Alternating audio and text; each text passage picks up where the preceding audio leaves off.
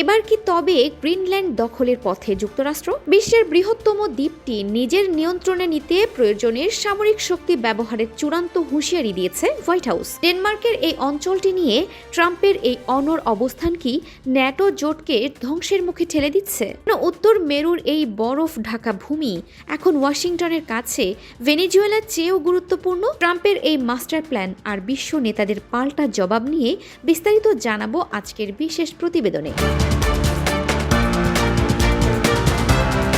White house এক নজিরবিহীন বিবৃতিতে জানিয়েছে, গ্রিনল্যান্ড দখল করাকে প্রেসিডেন্ট ডোনাল্ড ট্রাম্প জাতীয় নিরাপত্তার অগ্রাধিকার হিসেবে দেখছেন। ট্রাম্পের দাবি, আর্কটিক অঞ্চলে রাশিয়া ও চীনের ক্রমবর্ধমান প্রভাব প্রতিহত করতে গ্রিনল্যান্ডের নিয়ন্ত্রণ নেওয়া অত্যাবশ্যক। এমনকি বিবৃতিতে স্পষ্ট করা হয়েছে, কমান্ড ইন চিফ হিসেবে মার্কিন সামরিক বাহিনীকে কাজে লাগানোর পথ ট্রাম্পের জন্য সব সময় খোলা আছে। ভেনেজুয়েলায় সাম্প্রতিক সফল অভিযানের পর ট্রাম্প এখন পশ্চিম গোলার্ধে আমেরিকার অপ্রতিদ্বন্দ্বী আধিপত্য নিশ্চিত করতে মরিয়া। ট্রাম্পের যুক্তি হল, গ্রিনল্যান্ড বর্তমানে রুশ এবং চীনা জাহাজে ছেয়ে গেছে, যা রক্ষা করার ক্ষমতা ডেনমার্কের নেই। কৌশলগতভাবে গ্রিনল্যান্ডের অবস্থান মার্কিন ব্যালিস্টিক মিসাইল প্রতিরক্ষা ব্যবস্থার জন্য অত্যন্ত গুরুত্বপূর্ণ।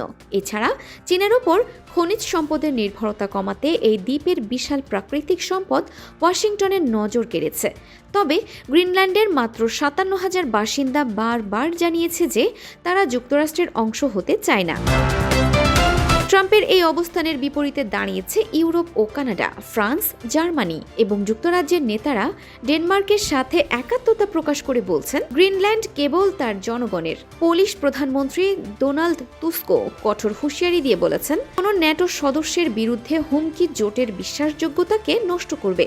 অন্যদিকে কানাডার প্রধানমন্ত্রী মার্ক কার্নি উচ্চ পর্যায়ের এক প্রতিনিধি দল পাঠানোর ঘোষণা দিয়েছেন। ডেনমার্কও ট্রাম্পের দাবি প্রত্যাখ্যান করে বলেছে, গ্রিনল্যান্ডে চীনা সামরিক উপস্থিতির কোনো প্রমাণ তাদের কাছে নেই। মার্কিন পররাষ্ট্রমন্ত্রী মার্কো রুবিও অবশ্য আইন প্রণেতাদের আশ্বস্ত করেছেন যে এখনই কোনো আক্রমণের পরিকল্পনা নেই, বরং লক্ষ্য হল ডেনমার্কের কাছ থেকে দ্বীপটি কিনে নেওয়া। তবে হোয়াইট হাউসের deputy chief of staff Stephen Miller আন্তর্জাতিক শিষ্টাচার উড়িয়ে দিয়ে বলেছেন, বাস্তব পৃথিবীর শক্তি এবং জোর দিয়েই চলে। এমন উত্তেজনার মাঝেও ট্রাম্পের বিশেষ দূত জেফ ল্যান্ড্রি সরাসরি গ্রিনল্যান্ডের বাসিন্দাদের সাথে কথা বলে তাদের জীবনযাত্রার প্রলোভন দেখানোর চেষ্টা করেছেন।